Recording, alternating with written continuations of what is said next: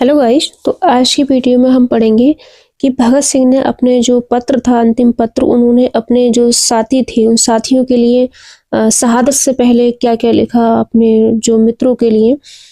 तो उससे पहले हम क्लास जो वीडियो स्टार्ट करने से पहले बता दूं गाइस, तो ये वीडियो उन लोगों के लिए है जो लोग जानना चाहते हैं, जो हमारे शहीदों के बारे में और जो हमारे महापुरुषों के बारे में बहुत ज़्यादा इच्छुक रहते हैं, बहुत ज़्यादा जिज्ञासा रखते हैं जानने के लिए, लेकिन उनके पास समय नहीं होता। तो ये एक पहल है मेरी, तो उन लोगों तक ये मेरी जो वीडियो है पहुँचे और मेरे माध्यम से लोग जानेंगे।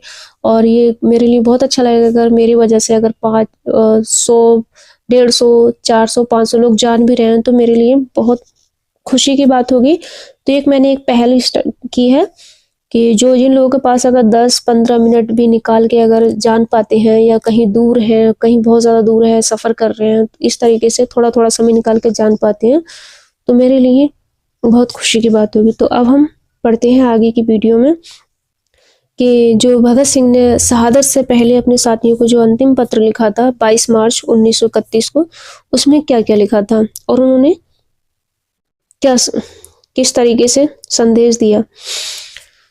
तो यहाँ पर वो भगत सिंह बोल रहे हैं कि साथियों, स्वाभाविक है कि जीने की इच्छा मुझ में भी होनी चाहिए, मैं इसे छिपाना नहीं चाहता, लेकिन एक शर्त पर जिंदा रह सकता हूँ कि मैं कैद होकर या पाबंद होकर जीना नहीं चाहता। मेरा नाम हिंदुस्तानी क्रांति का प्रतीक बन चुका है और क्रांतिकारी दल के आदर्शों और कुर्बानियों ने मुझे बहुत ऊंचा उठा दिया है, इतना ऊंचा कि जीवित रहने की स्थिति में इससे ऊंचा मैं हरगिज नहीं हो सकता। तो यहाँ पर एक क्रांति शब्द का एक शब्द आया है, या दल यहाँ पर शब्द आया है। तो ये जो शुरू की वीडियो है मैंने उसमें यहाँ सब समझाया है कि क्रांति का मतलब क्या होता है, दल का मतलब क्या होता है। तो आप शुरू की वीडियो देखना और वहाँ पे इनके जो मतलब हैं वो समझना।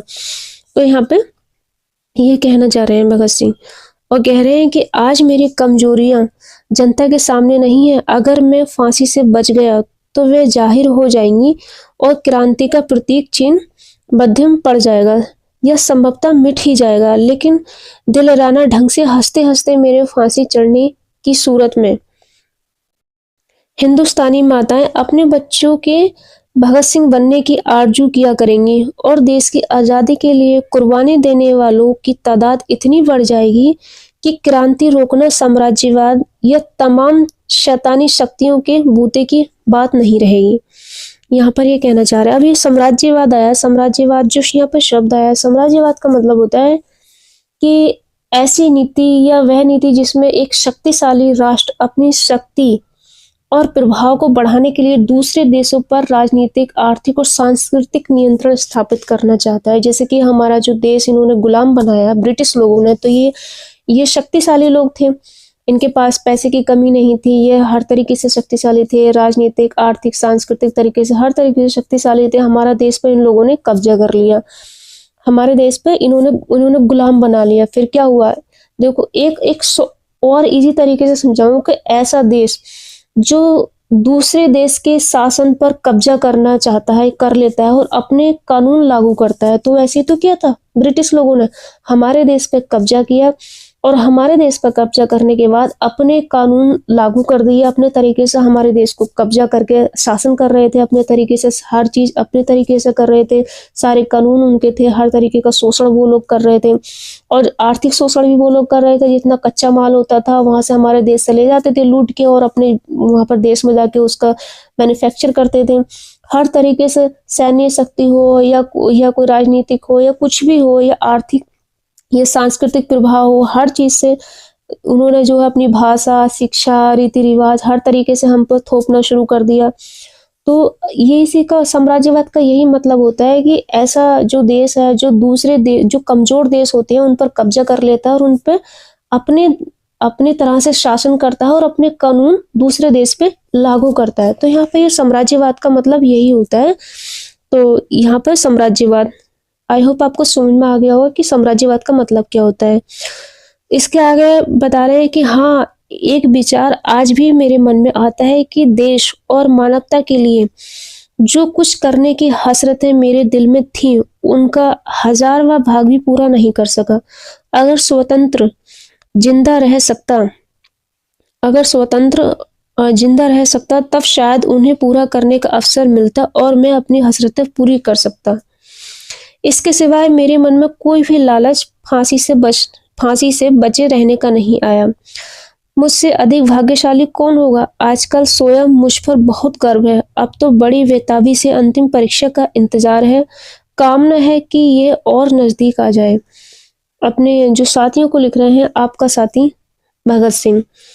तो यहाँ पर और मैं आपको बता दूं, बीच में आपको हो सकता है कि थोड़ा डिस्टरबेंस हो गई हो। मैंने एक शब्द का, साम्राज्यवाद का मतलब बताया था, तो एक बार आपको फिर से पढ़ के बता दूं। यहाँ पर बोल रहे हैं कि स्वाभाविक है जीने की इच्छा मुझ में भी होनी चाहिए।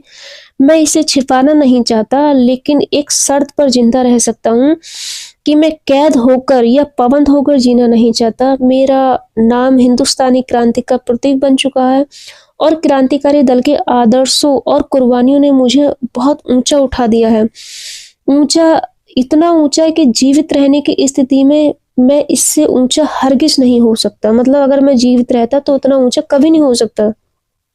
आज मेरी कमजोरियां जनता के सामने नहीं है। अगर मैं फांसी से बच गया तो वे जाहिर हो जाएंगी और क्रांति का प्रतीक चिन्ह मध्यम पड़ जाएगा या संभवतः मिट ही जाएगा। लेकिन दिलेराना ढंग से हंसते हंसते मेरे फांसी चढ़ने की सूरत में हिंदुस्तानी माताएं अपने बच्चों के भगत सिंह बनने की आरजू किया करेंगी और देश की आज़ादी के लिए कुर्बानी देने वालों की तादाद इतनी बढ़ जाएगी कि क्रांति को रोकना साम्राज्यवाद या तमाम शैतानी शक्तियों के बूते की बात नहीं रहेगी। हाँ, एक विचार आज भी मेरे मन में आता है कि देश और मानवता के लिए जो कुछ करने की हसरतें मेरे मन में थीं, उनका 1000वां भाग भी पूरा नहीं कर सका। अगर स्वतंत्र जिंदा रह सकता तब ही शायद उन्हें पूरा करने का अवसर मिलता और मैं अपनी हसरतें पूरी कर सकता।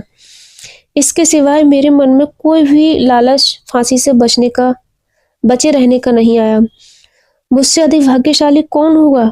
आजकल स्वयं मुझ पर बहुत गर्व है। अब तो बड़ी बेताबी से अंतिम परीक्षा का इंतजार है। कामना है कि ये और नजदीक आ जाए। आपका साथी भगत सिंह। तो गाइज, आज की जो वीडियो है यहीं तक है। और इसमें जैसे कि मैंने साम्राज्यवाद का अर्थ बताया और उसमें क्रांति है, बहुत सारे ऐसे शब्द है। तो आप पहली दूसरी जब वीडियो देखेंगे तो उसमें बहुत सारे ऐसे शब्दों के मैंने मतलब बताए हैं, वहां पर आपको क्लियर हो जाएंगे। और ये जो शब्द के जो अर्थ बता रही हूँ मैं, ये आपको हर जगह आपको साथ देंगे, आपको लाभ पहुंचाएंगे, आपको ज्ञान बढ़ाएंगे। आप कोई न्यूज़पेपर पढ़ते हैं, कोई भी किताब पढ़ते हैं, तो आप हर शब्द आपका क्लियर होगा, तो उनका मतलब जानेंगे तो आपको बहुत अच्छे से समझ आ पाएगा। तो आज की वीडियो में इतना ही।